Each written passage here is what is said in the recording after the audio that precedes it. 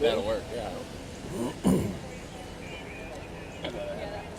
We just keep inching. Do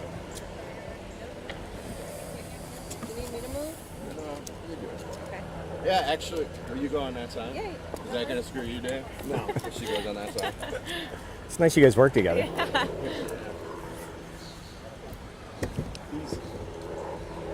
What he does for his station is one of the most valuable things. You work the overnight shift and get all the breaking news. Ah, So I usually defer So to he should him. be sleeping. We got a guy. so should I.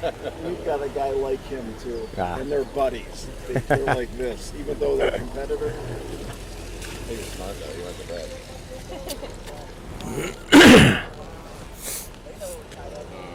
I'm ready. You ready, Dave? Yeah. What are we doing? Are we just You can just look at me. okay? Say and spell your first and last name for us. Bill Brown, assistant fire chief. Okay. Talk to us a little bit what happened. It happened around 6 in the morning. Around 6 in the morning, we received a call for a possible train derailment in the village, and upon arrival, we found 15 to 20 cars that were off the tracks.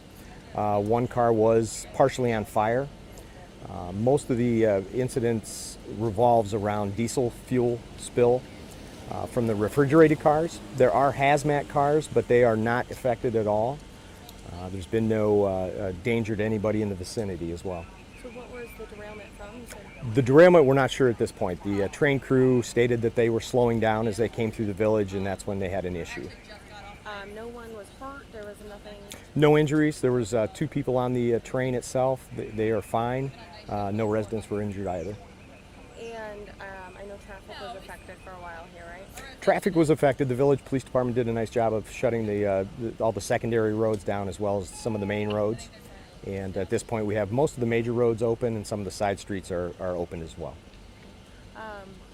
What was in the cars that did derail? Do you know? Mostly produce. We've got a car full of onions that was on fire for a brief time, and then several other cars with produce.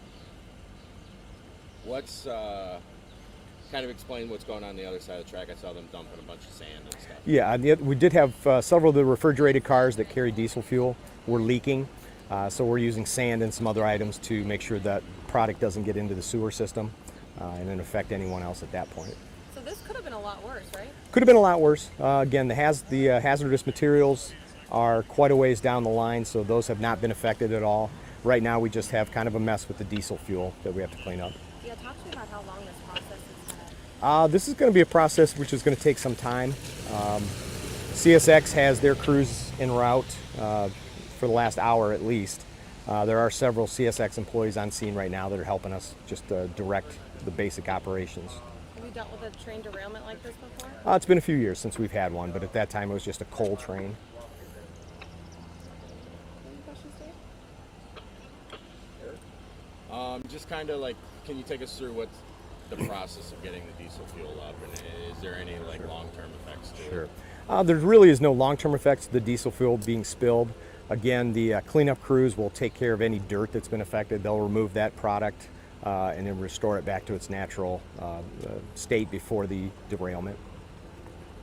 Did any get in the sewer with the rain or no? There was a little bit of product that did get into one of the sewer systems. We've taken care of that. We've blocked off certain areas so it won't actually get into the environment anymore.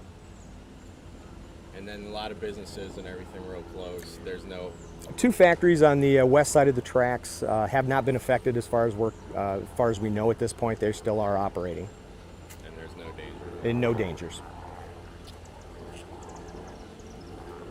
That's good. Thank you. No problem. I appreciate it.